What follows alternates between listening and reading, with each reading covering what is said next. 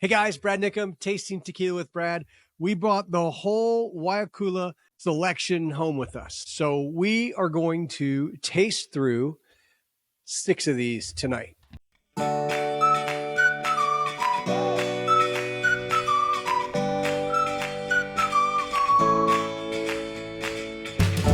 right, guys, it's fantastic to be back home from Hawaii. Not that we didn't have a fantastic time because we did. It's beautiful there. I'll probably talk about this for a while. I did participate in and complete the Honolulu Marathon, my first marathon that I've ever ran.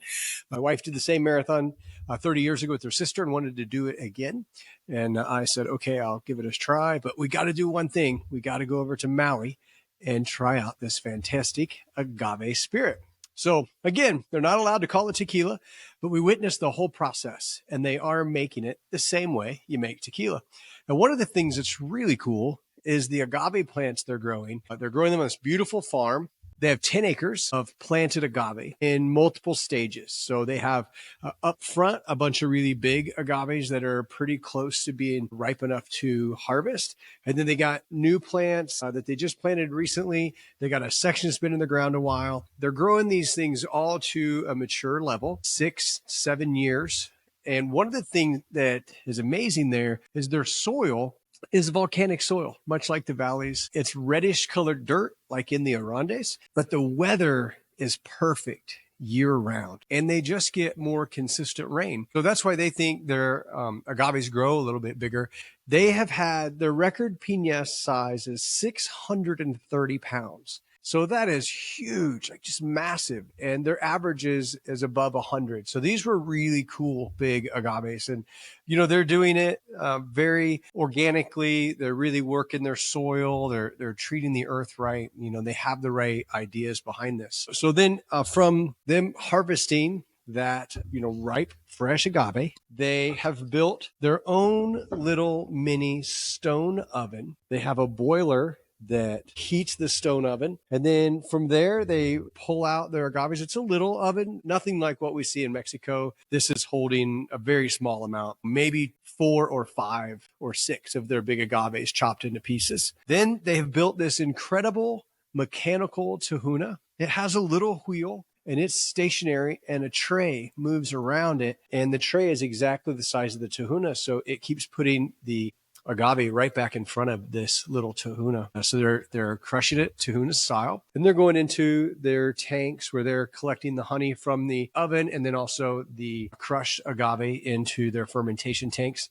And then for yeast, they kind of did the old school method of propagating a local yeast. They scraped the pincas, and they got all of the bacteria and things right off of those, grew their own yeast, and then ferment. And it's not really an open air fermentation. The building's open, but they have little covers on it. And these tanks were maybe 4 foot in diameter and 4 or 5 feet tall. So we're talking 2 tanks like that. So, you know, really, really small process. And then they built their own still. It is a stainless steel on the outside with copper coils. And then the top has a copper run to the condenser. And they even do a triple distilled on one of these, which is a little different process. But this one would be their first, just their standard Blanco. So I poured that here. This is their 40 ABV. So let's give it a nose. It does smell like that great cooked agave.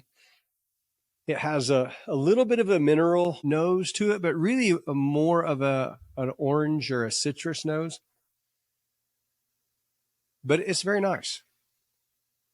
It's first drink of the day here, so we'll warm up with it. Great legs on the glass. Has a really nice mouthfeel. You get that agave. You almost get like a real clean, almost like a raw agave, like that raw agave smells. And then you get the sweetness and that cooked agave behind it. It's a little bit warm, so you do get a nice pepper, and then that orange comes back again with just a hint of cinnamon. And the finish is pretty long. It's got a nice lingering, you know, you can feel it on the back of your tongue there. That's a pretty good Blanco. I remember tasting it there, you know, but we did our tasting so fast, and I was so kind of enamored with the beauty of the place and how amazing it was that I didn't really take my time to taste them. That's a pretty good Blanco. You can't rate these on Tequila Matchmaker because they're not tequila. That's a pretty high nose. It's got a great taste. It's got a pretty good finish. I would definitely drink it again. I would recommend it. But when it comes to value, the shipping is expensive because you have to fly to Hawaii to get it. They sell it on the island. They sell it at restaurants and bars, a couple of liquor stores on the island. And I found one bar in Honolulu that actually had it. They also had Fortaleza, and their house brand was Siempre. So that was a pretty awesome bar. So this is really something that he's not planning to build this into a big company. He's making this small batch, just fun agave spirits and making it for an experience for somebody to come check it out. So let's check out their next one. Now, this one here is their 43.6% ABV. And what they did here is they wanted this one to kind of stand out in a cocktail. And they wanted this one to be a little bit more of an easy to drink, higher proof. And I do remember this one when we were in the store. So on the nose, very much like this one, less agave smell.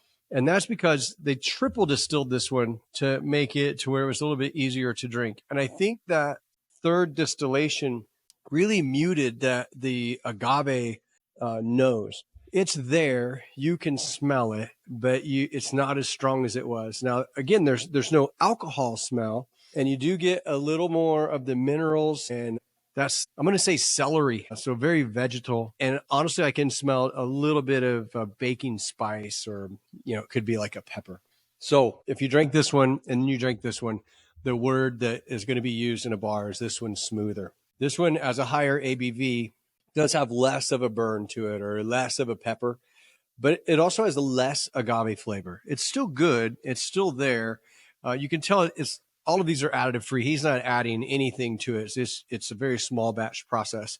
But this one, I would drink this one over this one because I am a Blanco drinker. I do like the fact that it's high proof, but they've taken a little bit of what that high proof is all about by just distilling it that third time. But this one is definitely more agave forward.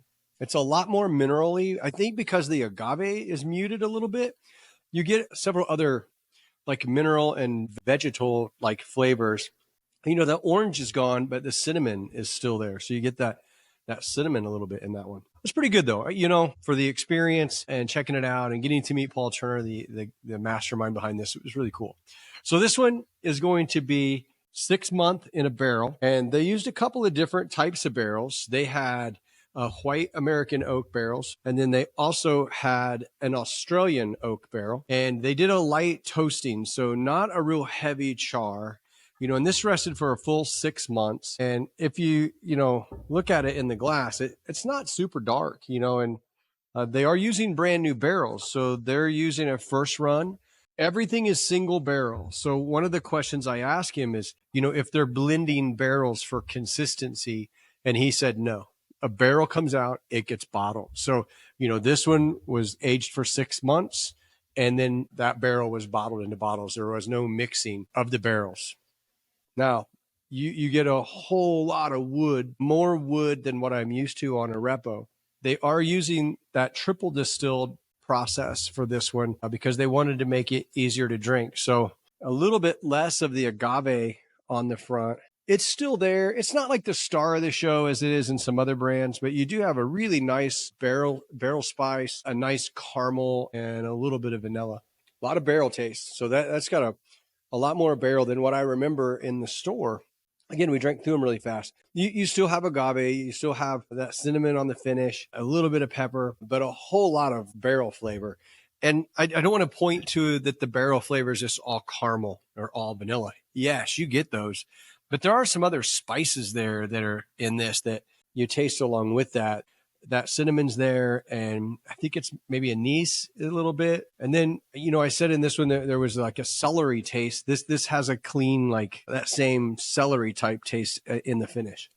Definitely a sipper. It would probably go good in, like if you were going to make a Manhattan or an old fashioned, that'd probably work great in it because it does have a nice barrel aged flavor to it. Now this one is their 43.6. You know what? I may have said that wrong. I did. I'm sorry. This one is this product in the barrel. So This one is just double distilled, not triple distilled. So I was incorrect. I knew they did it on one of them. I read the bottle wrong. So this one is a 12-month aged, and it is aged with the higher proof, but the triple distillation. So this one, they're calling this their super premium reserve.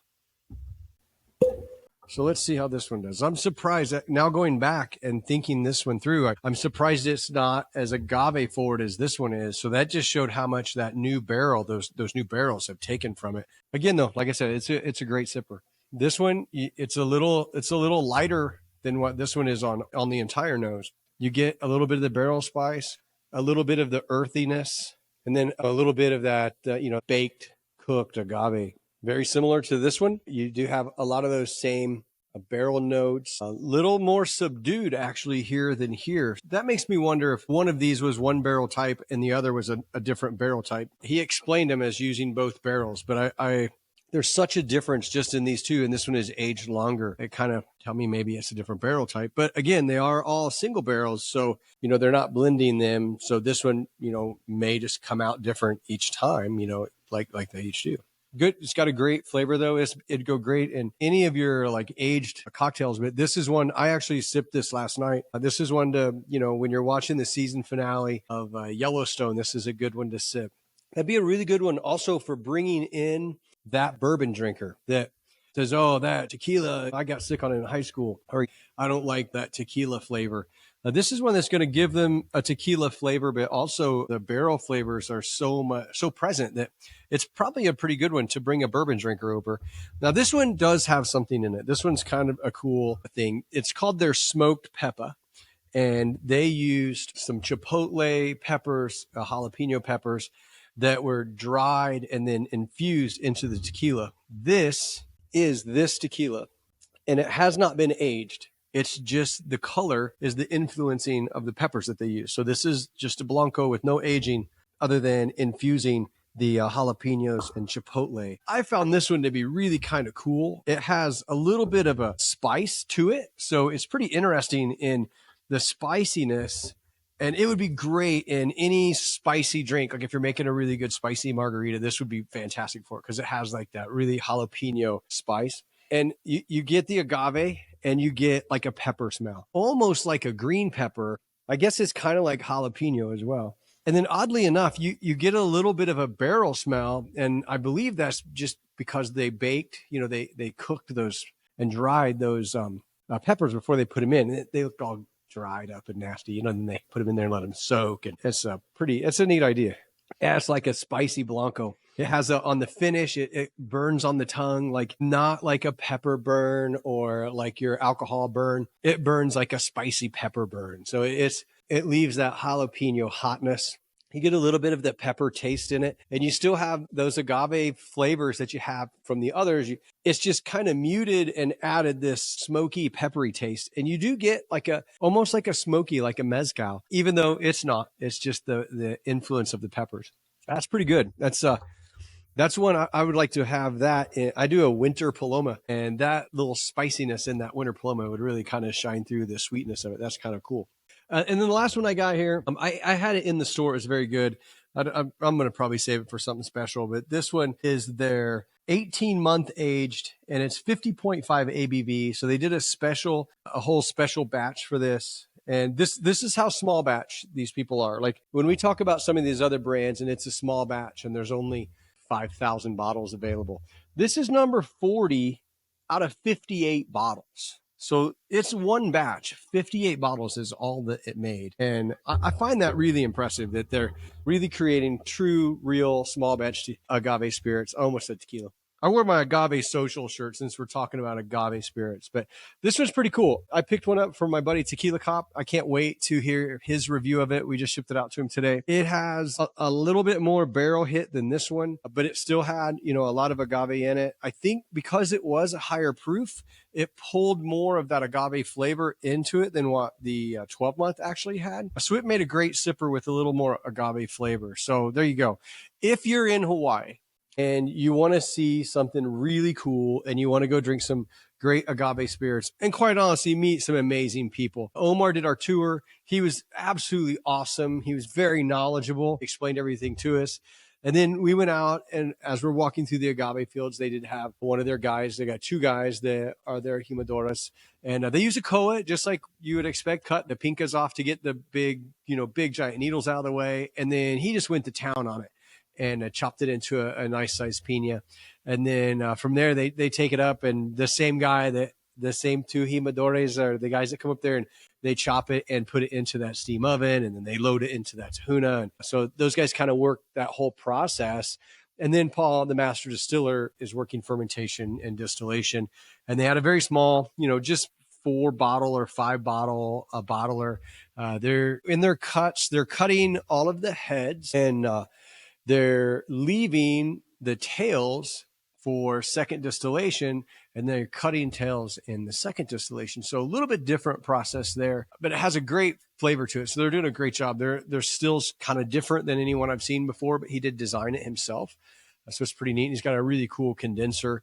And then if they're bottling up one and going to barrel age it, they had a little barrel aging room that, they had all their barrels full, and it was probably 10 to 12 barrels. So this is a small batch process, and it's really cool to visit. So if you get a chance to check them out on Maui Island, it's really awesome. I'll put some information in the notes of the video. So if you want to get information, I'll put their website in there. Again, you can't buy it anywhere but Maui. So make sure you take a bag that you can pack some bottles in, and make sure you split them up over a couple so you don't go over the weight limit.